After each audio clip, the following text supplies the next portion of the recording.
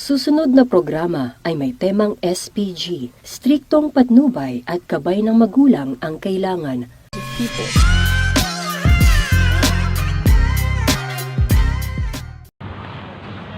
Sir, excuse. Sir, naghahanap pa ako ng gusto kong manalo ng 5,000. Pwede na! Okay lang po ba? 5,000? Opo.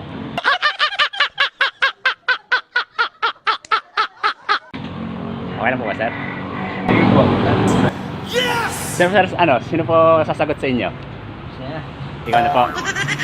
Okay, sir, naghahanap pa ako ng gustong manalo ng 5,000. Ngayon po, may tatlo lang akong katanungan na kailangan niyo pong masagot yung tatlo na yan para pumapa sa inyo itong 5,000 pesos. Sana all. Okay lang po. Okay po, unang tanong ko po sa inyo, sir. Alam niyo po ba yung 10 utos ng Diyos?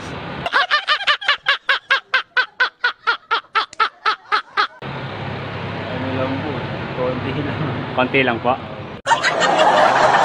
Ano po, sir, yung mga alam niyo? 10 utos ng Diyos. Pag makiapin. Sumasagot! Okay, number 1 yun. Ano yun? Hindi ko na po obsado. Hindi niya po kabisado. Okay, sir, ganito, sir, meron pa ako rito papel, naglalaman po siya ng 10 utos ng Diyos. Ang gagawin niyo lang po siya, babasahin lang po, sir. Okay lang po? Okay. At sir, pakibasa po, sir. Wag. Huwag mong subukan. Huwag kayong sasamba sa mga Diyos-Diyosan. Okay. Huwag kayong gagawa ng mga Diyos-Diyosan. Okay po. Huwag niyong gamitin ang pangalan ko mula sa walang kabuluhan. Okay. Sundin niyo ang araw ng Mamamahinga. pamamahinga Okay po. sa araw ng linggo. Okay. Igalang niyo ang ama at ina. Okay. Huwag kayong papatay. Okay po. Huwag kayong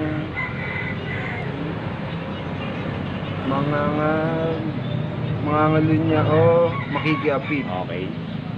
Huwag kayong magnanakaw. Okay Huwag po. kayong sasaksi sa mga sinungalingan. Okay.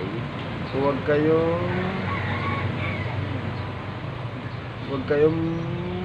pagnanasahan ng asawa ng iyong kapwa o Ang o kanyang mga ari-arian. ari-arian. Excellent! Okay, sir. Okay, sir. Sa unang tanong ko po, sir, maliwanag po na hindi niyo po alam yung 10 utos ng Diyos, kaya po pinabasa ko sa inyo to. Okay po. Okay, ganito, sir. Bibigyan ko pa rin po kayo ng pagkakataon para po mapasa inyo yung 5,000 pesos. Okay po? Ikalawang tanong ko, sir. Dahil alam niyo na po yung 10 utos ng Diyos, sinusunod niyo po ba ito? Opo. Talaga po? Hindi man po sa alam pero alam naman po yung tama at mali. Paano po nasabi na sinusunod niyo po yung 10 utos ng Diyos? Yung huwag sumamba sa mga Diyos-Diyosan. Okay. Tsaka yung huwag makiapid sa mga meron na may mga asawa. Meron may ari-arian. Okay po. Huwag magnakaw. Okay. Tsaka yung gumagawa ng mga Diyos-Diyosan. Yan. Okay po. Tsaka yung pumatay. Bumatay. Yan. Kahit hindi ko kabisado sa 10 utos ng Diyos, alam ko naman yung tama at mali. Sinusunod niyo po? Opo. Okay po.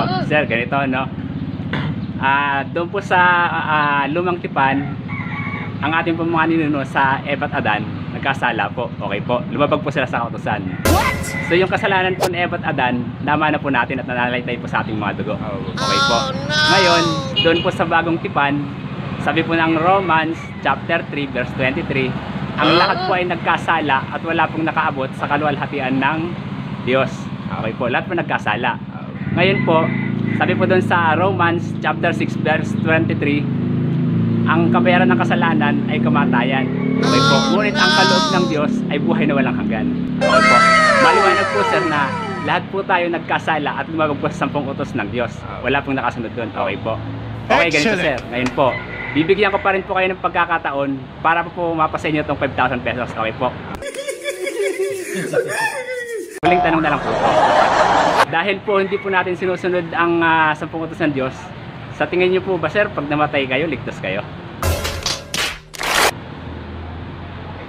Sa... Paano kung ligtas na... Ligtas. Dahil hindi po natin sinusunod yung 10 utos ng Diyos, nagkasala po tayo. Sa tingin niyo po, yung kaluluwa po natin pag namatay tayo, ligtas po ba tayo? Para sa akin po... Sa akin po, ano... Hindi. Hindi. Okay po. Maliwanag po kasi sinasabi sir ng Bible na lahat nga po ng tao nagkasala. So may tendency na tayo po ay mapunta sa dagat-dagatang apoy ng impyerno. Okay po.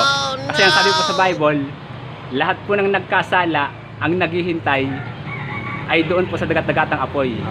Kasi sabi po sa Bible, may 3 uri po ng kamatayan. Ito po yung number 1 na physical na pagkamatay ng ating mga katawan. Okay po. Number 2, yung tayong mga tao, buhay pa tayo, makasalanan, ang tingin po sa atin ng Diyos, patay. Kasi nga po, gumagawa pa tayong kasalanan.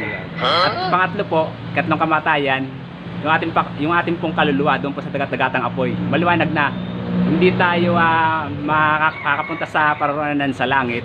Mahiwalay po tayo sa Diyos doon po sa dagat-dagatang apoy. Okay po. So sir, maliwanag po na hindi po natin nasagot yung 3 katanungan ko.